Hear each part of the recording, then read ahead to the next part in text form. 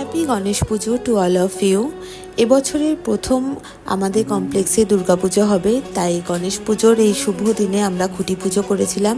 আর আমার জন্য ছিল ডবল সেলিব্রেশন, কারণ আমার বার্থডে পড়েছিল এবার গণেশ পুজোর দিন। তাই সকাল সকাল ঘুম থেকে উঠে রেডি হয়ে আমি খুঁটি পুজোর জন্য চলে এসেছিলাম। অ্যান্ড আমি এখানে অঞ্জলিও দিয়েছিলাম, তারপরে ফ্রেন্ডসদের সাথে একটু ফটো তুলে নিয়েছিলাম, আর পরের সাথে ফটো তো তুলতেই হতো। অ্যান্ড দেন আমি চলে গেছিলাম আমার কমপ্লেক্সের এক বন্ধু সোনামের বাড়িতে। ও গণেশ পুজো করে, তাই ওর ইনভিটেশনে গেছিলাম। আমি একটু তাড়াতাড়ি গেছিলাম, তখনও ঠাকুর প্রতিষ্ঠিত হয়নি, কারণ আমি প্রতি বছরই বার্থডেতে বাড়ি যাই। মণ্ডপটা ভীষণ সুন্দর করে সাজিয়েছিল সোনাম। আর আমি বাড়ি ফেরার পথে ওর সাথে দেখা করে ঠাকুর দেখে প্রসাদ নিয়ে তারপর বাড়ি গেছি। আর গণেশ ঠাকুরটা প্রতিষ্ঠা হওয়ার পর যেন আরও সুন্দর লাগছিল মণ্ডপটা। আর এইটা হলো সোনামের ছেলে, যে আমাকে দেখতে খুবই মজা পেয়েছিল।